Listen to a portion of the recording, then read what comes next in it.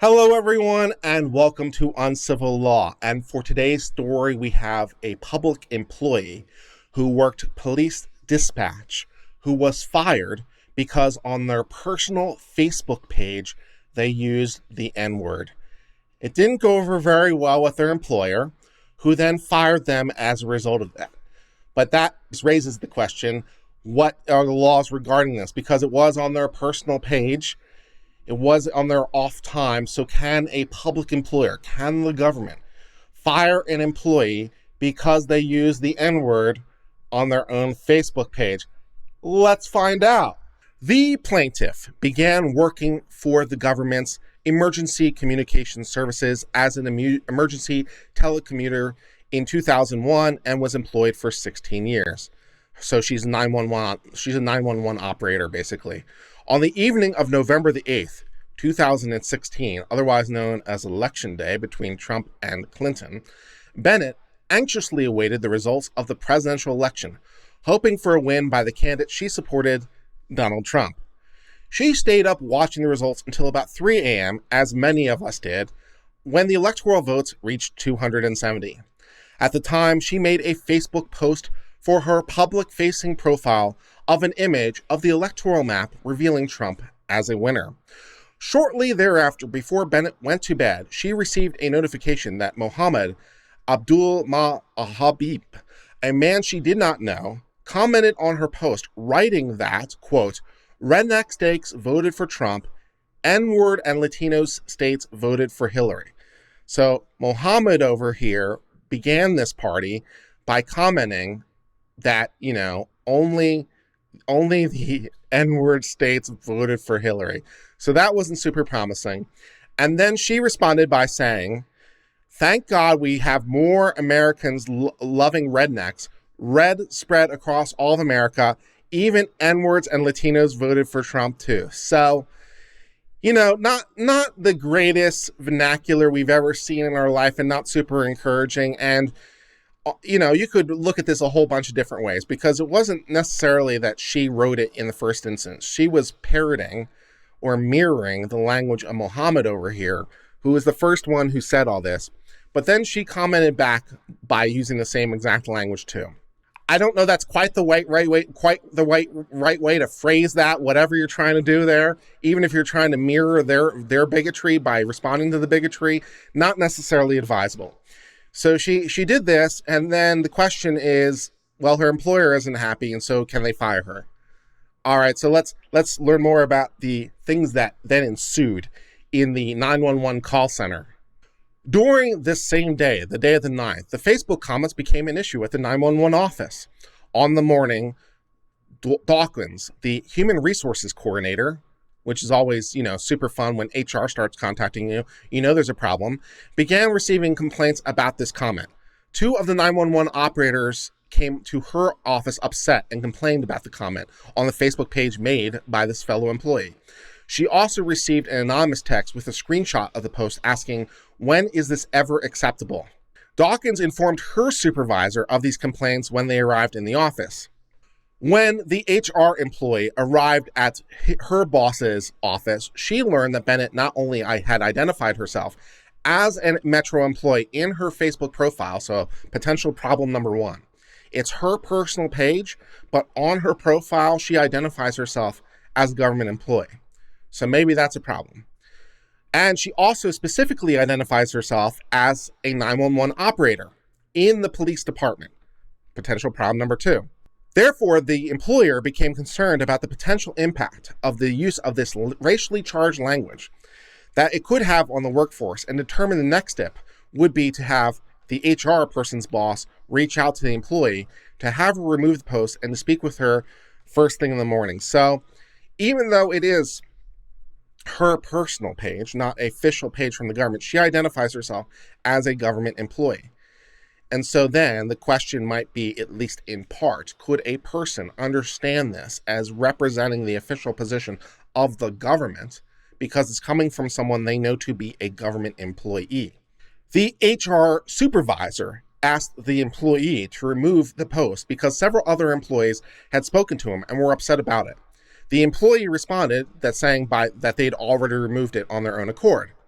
He then asked the employee to come to work early the next day prior to the roll call to discuss the matter further. So HR is bringing you into their office, super promising. In the end, HR decided to place the employee on a paid administrative leave for a week or two to give management the time to investigate and allow the uproar to settle. So their first course of action is to give this guy a paid vacation for 2 weeks while they investigate further and see what happens next. Okay. HR determined that the employee's conduct violated 3 policies of the government's Civil Commission. That her behavior reflected discredit upon herself, the department, and or the government. Her conduct was unbecoming of an employee of the government, and her Facebook profile disclosed that she was a government employee, but failed to include a disclaimer that expressed views are hers alone and do not reflect the views of the government. So one of the things that you will often get trained on as a government employee in both federal and apparently state systems is if you say that you're a government employee, one of the things that you have to do is give disclaimers about how you do not represent the views of the government. So if you are a government employee, one of the things that you can do is just avoid mentioning that you're a government employee, because then you never run into these issues.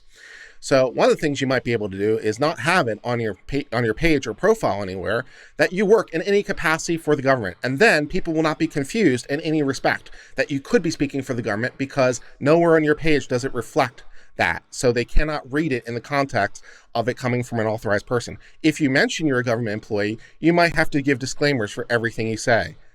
HR determined that the employee's behavior warranted discipline because of the disruption it caused. Employees were upset at work. Counselors need to be involved, and stress levels increased for the agency as a whole. The employee was placed on administrative leave pending a hearing set in January, and then ultimately the government decided to end the employment by firing her. Thus, the employee filed a lawsuit against the government under 1983, alleging violation of her First and 14th Amendment rights and a claim under the Tennessee Constitution. So she says, I have a right to freedom of speech. It's a constitutional guarantee. And you, the government, have fired me specifically for what I said, the content of my speech, which is a First Amendment violation. Now, this is a problem because on the one hand, the government can't discriminate against you, but on the other hand, they're an employer and have employment interests. So the courts have kind of struggled with this dichotomy. Like they can't deny you a benefit, but they're not necessarily required to employ anyone in particular either. So what are the rules if the government wants to fire you for any cause, including the things that you say, whether in your capacity or on your own time? How do you deal with that? The application of the case called Pickering that decides this in large part is a matter of law.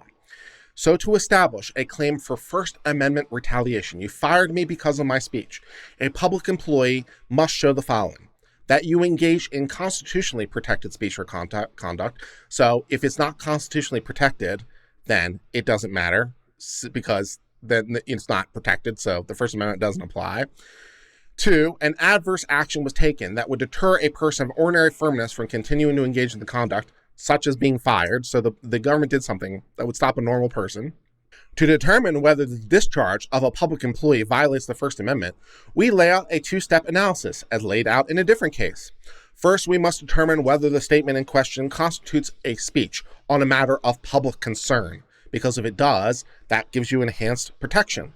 And if it does, we apply the Pickering balancing test to determine whether the plaintiff's interest in commenting on these matters of public concern outweigh the interests of the employer in determining the efficiency of public services it performs through its employees.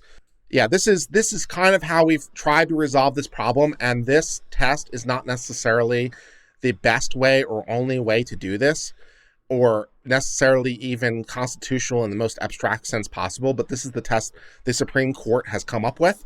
So until they come up with something else, this is the law. You got that going for you. This is the law, right? So a private employer can just fire you for pretty much anything you say, like ever, or basically any reason, unless it's a protected reason, and speech is not those things. So a private employer can fire you because of the things you say. So a public employer is an employer. Can they just fire you willy-nilly? No, they can't do that. Does that mean they can never fire you? Well, that would be one understanding of the First Amendment, but then that might be a problem because they have an interest as an employer too. So the Supreme Court has come up with this balancing test. It says, well, If you came up with an issue that's protected, and if it's a matter of public concern, then the question is essentially, what is more important, your right to speak or the public employer's right to efficiency of service, reputation, and so forth and so on? You know, what is the interest here in balance? Is that balancing test a good thing? I don't know, but it is what the law says. So let's go try to apply that and figure out what side of the balancing test we're on. We apply this case, Pickering, to determine whether an employee's free speech interests outweigh the efficiency interests of government as an employer. The test considers time, place, and manner of the employee's expression, which is intermediate scrutiny, even though it's content-based. So normally in content-based speech, we're normally thinking of strict scrutiny. But here we're in a specific context, the employer employment context. So even though it's content-based speech, and even though normally in content-based speech we apply strict scrutiny, because of this specific context, we're going to go apply intermediate scrutiny. Under the case Rankin, the pertinent considerations are whether the statement impairs discipline by superiors or harmony among coworkers. So does it prevent the supervisors from supervising, or does it disrupt your relationship to coworkers? Does it have a detrimental impact on close working relationships for which loyalty and confidence are necessary? Do you have to work in teams? Do people not want to work with you anymore because they think you're a horrible person? Does it impede the performance of the speaker's duties or interfere with the regular operation of the enterprise? Does the speech that you gave interfere with the person's duties? Can they not perform their job? Or does it interfere with the regular operation of the business? Can the government not do its job? Or does it undermine the mission of the employer? Does it prevent the government from working? So these balancing tests under intermediate scrutiny are a lot. So if the government just normally wants to interfere with your free speech rights, strict scrutiny. But government as employer is afforded a lot more latitude, not infinite latitude like a private employer, because we wouldn't even bother asking any of these questions. We'd just be like, yeah, you can do it. That's the test for a private employer. On a public employer, we're going to ask slightly more nuanced questions, so you get some protection, but not infinite. Consideration of the first factor of the test, whether the speech impaired discipline by superiors or harmony, weighs heavily in favor of the government. The record has made clear the harmony of the office was disrupted, and the district court erred in discounting the importance of harmonious relationships at the 911 call center. The 911 call center, man, is all about those interpersonal relationships. Got to be able to work as a team at 911 call center land. Okay. The employees testified that the other employees testified that this employee's post prompted a nonstop conversation in the office that lasted for days. It was all the talk at the water cooler. And as much as 3 weeks to a month after the comment, there was a need for a counselor to address the office. We can comment on the relative tenacity and backbone and thick-skinned of these fellow employees, perhaps. Because apparently, 3 weeks after this one post, which was a response to someone else's post, 3 weeks after, the government was still bringing in counselors to talk to the other employees about this very, very upsetting thing that occurred. What does that say for the relative grit of 911 employees? 911 employees who, as a course of their normal job, have to deal with fairly onerous things. When people are calling 911, it's not normally to say really nice things. Normally, it is to reveal really, really horrible stuff. So one would presume a 911 operator might need to have some mental tenacity because they are going to have to deal with the horror show of life. So one of the qualities or qualifications of a 911 employee might be to have some grit and resilience because, you're going to have to deal with the horror show. So one might ask the next logical question, what kind of employees is this 911 center operating? Because although grit, determination, resolve, and thick skin might be generally good qualities for 911 employees, these 911 employees, 3 weeks after this particular instance, still needed counselors to come into the office and tell them it's all okay. Yeah, whatever you think about the value or the horror show of the comment, The fact that 3 weeks later, the 911 employee still needed counseling is not super encouraging when you consider the job of what 911 operators have to do. The second factor, whether the speech had a detrimental impact on close working relationships, for which personal loyalty and confidence are necessary, also weigh heavily in favor of the government. The HR supervisor highlighted the necessity of call takers and dispatchers being able to work together harmoniously. The third factor, whether this employee's speech impeded the performance of the employee's duties or interfered with regular operations of the enterprise, is a close call. There is little indication, as supported by the jury's verdict, that this employee's speech would have impaired the way that this particular employee did their job. But it's also possible a damaged relationship with her colleagues could affect the quality and quantity of her work, because apparently when this 911 operator is having to contact the police, to dispatch them or whatever, it would interfere with their ability to communicate, because the 911 operator wouldn't be able to say things like, there is an armed robbery at this location, please go there. And the police wouldn't be able to say, we'll do that. The lingering horror of this episode would interfere with this professional communication. Finally, this employee's comment detracted from the mission of emergency communications, weighing again in favor of the government. When someone is paid a salary so they'll contribute to an agency's effective operation, begins to do things or say things that detract from effective operation, the government employee must have some power to restrain her. This comment that was said on her own private Facebook page is preventing the 911 center from doing its job. Had this 911 employee's a Facebook page been private or not indicated they worked for the government, the argument for terminating would not be as strong. But the relevant civil service rules support the idea that public perception is central to the 911 mission. The public comments discredited emergency communications because they displayed a racial bias. Without disclaimer, her views were her own. I have to ask the implied question that is not raised here in this case at all. The implied question is, why is it racially biased? This employee is white, for what it's worth. But is it racially biased because an employee used the word? Or is it racially biased because a white employee used the word? In other words, if a black employee had used the word, would it no longer be racially biased? So the exact same thing can be racially biased or not, depending on your own race. And then we get into these wonderful line drawing questions when we start asking those questions. Because who can use this word and who can't? When you're the government, especially. What races are allowed to use this word? What races are not allowed to use this word? What is the test? What is the test for if you're a person of color enough to be able to use this language or not? When does it become racially biased to use this word or not? So you could make the argument that it's just racially biased to use the word period, which would then you wouldn't run into this equal protection problem. This is an equal protection problem I'm raising, right? So we have to have equal protection under the law. So you could say it's just racially biased for anyone to use the word, and if anyone uses the word, we're going to fire them.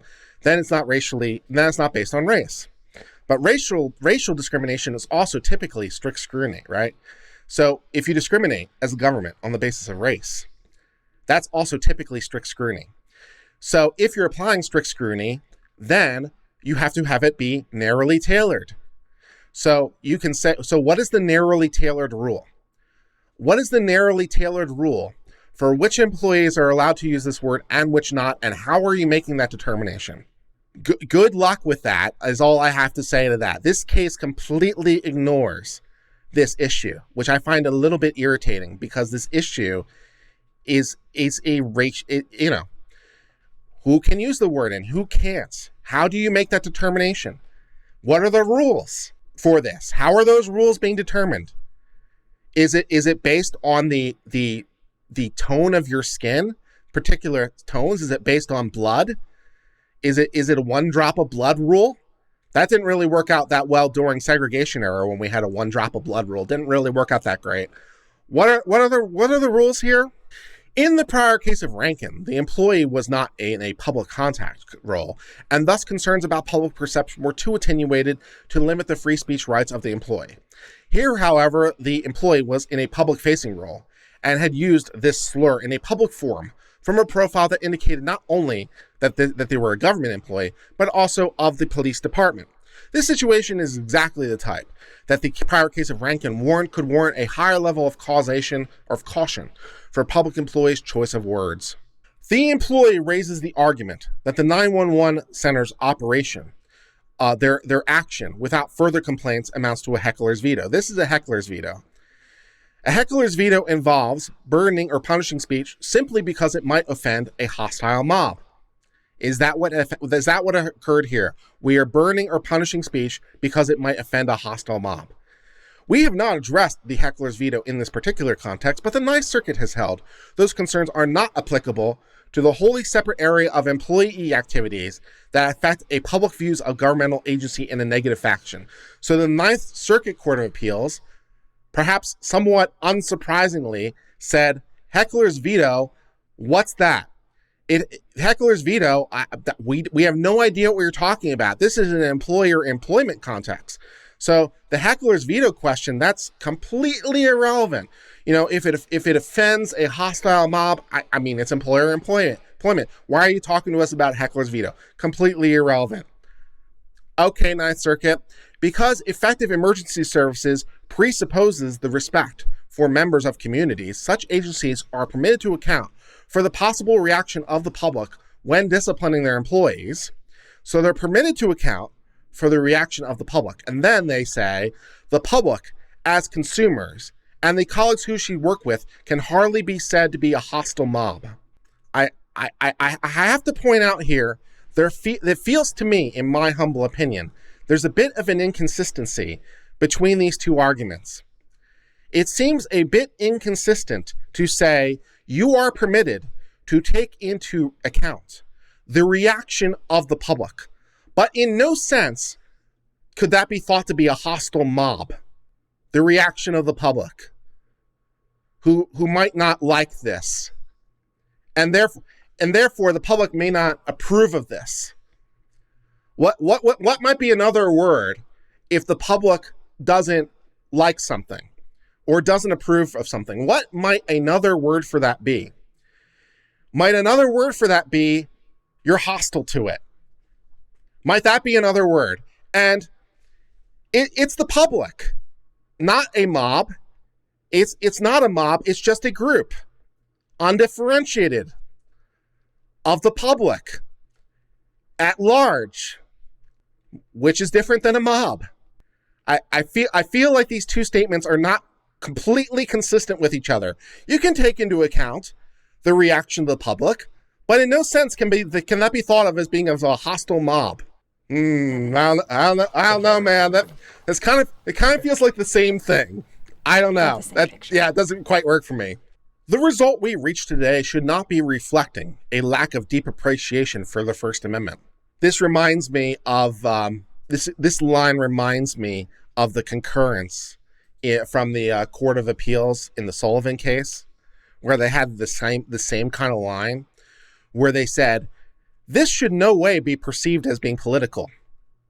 That was what the concurrence said in the Court of Appeals case on the Flynn. This should no way be thought of as being politically motivated.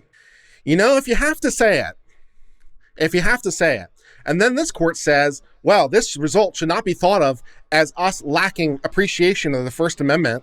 As this court stressed earlier in a case involving a public employee speech, we wish to emphasize that in seeking to strike an appropriate balance here today, we have carefully considered the parties' respective interests, and we have not taken our task lightly. Just as we hope whenever we decide to tolerate intolerant speech, which apparently is not going to be today, the speaker as well as the audience will have to understand that we do so to express our deep commitment to the value of tolerance, a value protected by every single clause of the First Amendment. We also hope that whenever we decide that intolerant speech should be restricted, it is understood that we do so with no less commitment to the value of tolerance. The restriction of the intolerant speech in no way should be confused with us not valuing tolerance. It is understood we do so with no less commitment and the First Amendment values to which it's enshrined. All right. The judgment of the court is reversed and remanded for further proceedings. Thus, that brings us to the end of the discussion of Bennett versus Nashville, a court of appeals for the Sixth Circuit, in which this employee was fired for purely private speech on their own private page, on their own time, which apparently to the chiseled, resilient 911 operators was so offensive that 3 weeks after the fact, they were still receiving counseling. And so this employee was fired for their speech, but in no way should that be understood to not be appreciating the First Amendment. Okay, let's go with that. And at least for the moment, that's the end of the discussion of this case. Thank you so much for being part of the Uncivil Law family. If you liked this latest video, please give it a like below and hit the join button. For 99 cents a month, you too can give a recurring membership that helps this channel grow and helps YouTube to recommend this channel to others. We really appreciate your continued financial support and all your love. And until later, my friends, cheers and goodbye.